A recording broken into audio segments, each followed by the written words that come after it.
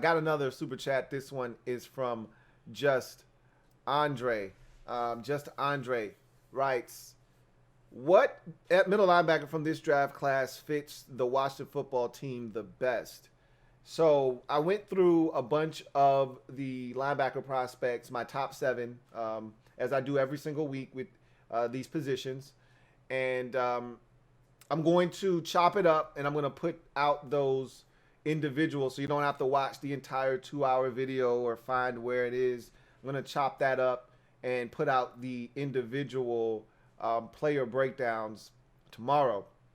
That said, there are a couple of guys that fit that I've seen, and there's still a couple more that I would like to take a look at, but I don't know necessarily if I would be excited about some of the guys that I've got left to take a look at, that they are left to take a look at, because I either don't anticipate them getting drafted early, or I don't anticipate them getting drafted at all. So I don't think there's going to be anybody that just excites me that I'm going to watch that I have left. That said, there are a few names that I'm really interested in. I talked about Zaven Collins already. I think he's an intriguing prospect and a guy that I feel like could really bring some true value to this defense. I like the fact that not only is he a linebacker and he has tremendous coverage skills, but I also like the fact that he can rush the quarterback too. So that's added value and benefit. Remember, we're down a pass rusher. If you guys haven't been keeping score at home, Ryan Kerrigan will not be back with this football team this offseason. He's going to move on to what he thinks is going to be ultimately greener pastures. So we're down a pass rusher, and I'm looking at the roster, and none of these guys, Casey Toohill or James Smith-Williams, and none of these guys get me excited. I can't speak for you. So I told you I put defensive end, I put edge rusher on the list of needs. It's down the list, obviously, because we've got our bookend starters. But once we need to go to the bench, there's really not another guy that you feel really confident in coming in to spell either Chase or Montez. So we're in a position now where I wouldn't be upset if Washington took a, first round defensive end. I know some of you would scoff at that notion and like, what the hell are we doing? But I've already talked about Montez Sweat potentially being a guy that they may or may not be able to re-sign. I don't know. We're still a ways away from having to make that decision. However, we do need help on that defensive line. Guys do get tired. They do tap out. They do want a rotation. And if you want a rotation, I don't want there to be this tremendous drop-off. I get it. Chase Young is among the best at his position in the league. So it doesn't matter who you put in. There's going to be a drop-off. I understand that. But I don't want it to be Chase Young to Casey Toohill. That's too significant of a drop-off. At least it was Chase Young to Ryan Kerrigan. I can live with that. It's still a drop-off, but, Casey Toohill, James Smith-Williams, it's a significant drop-off. I would really like them to address that this offseason to give us some depth. God forbid one of them have something happen during the season and they're out for an extended period of time. What are we going to do? So I'd like them to address that at some point. So I went off tangent. I want to bring it full circle. That's part of the reason I like Zaven Collins, is because he can give you a little something off the edge. That's not what he is, though. So I'm not trying to advocate for them taking him because he can also double as an edge rusher. But he's a blitzer. He's a guy that can get to the quarterback. So that's something that intrigues me. But for me, I think the best value for Washington ultimately may wind up being Nick Bolton, the middle linebacker out of Missouri. I think that he ultimately may give us the best bang for our buck if he's around. I could see this guy being a late first. I could see him being an early second and not even being close to being on the board when we get on the clock in the second round at 51. I could see him being long gone. But if he's available at 51, that's probably your best bang for your buck. Because at 19, I don't know if Collins is really... Again, I wouldn't have a problem if they took Collins at 19. None whatsoever. I wouldn't even bat an eye at it. But if they said, nah, a little bit too high for our liking, I don't have a problem with that either, because I do think 19 is a little high for Zaven Collins. If you have a plan to use him, if it's New England, I'd take him in a heartbeat because I know they're going to utilize him correctly.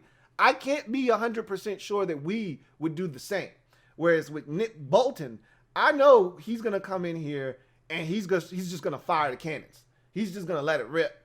And he can run, he can hit, he's physical, he can drop into coverage. Again, he needs work in that department. I talked about that last night.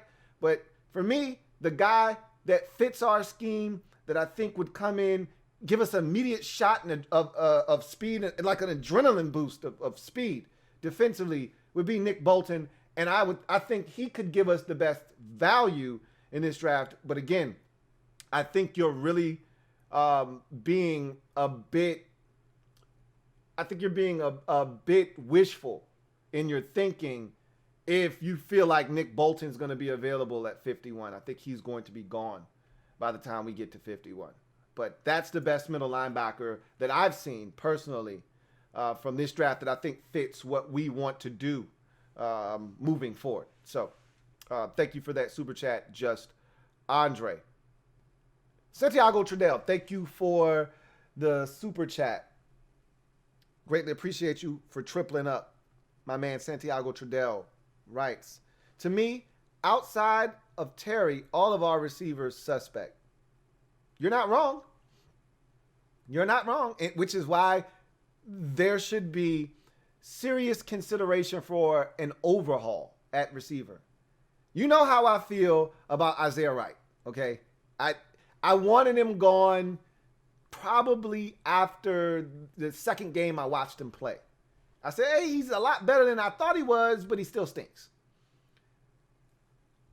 Steven Sims was a big disappointment last year. I still believe in him, but if you told me, hey, I got something better, more shiny, okay, gimme. He's out of here.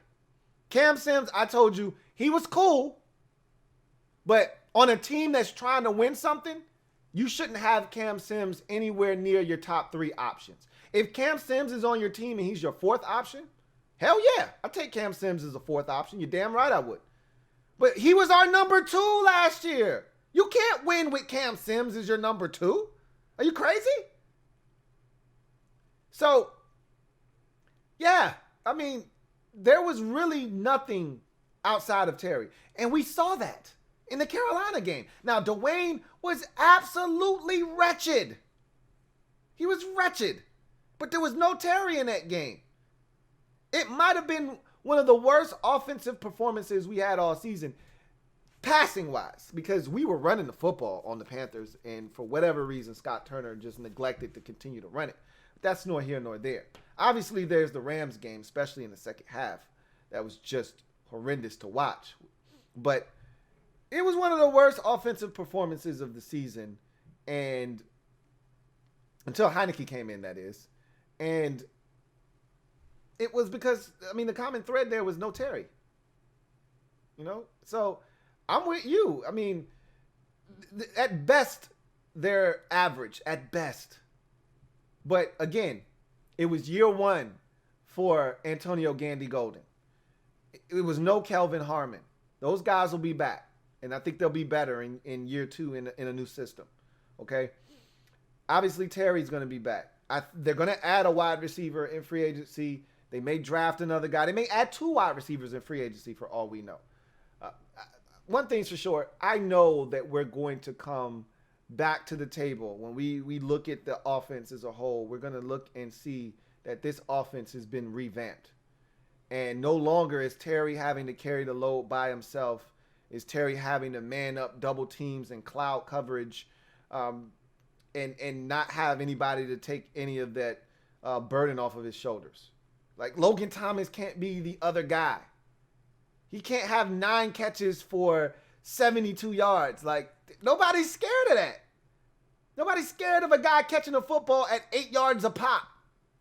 Sorry. That doesn't move the needle. So, don't worry. Reinforcements are on the way.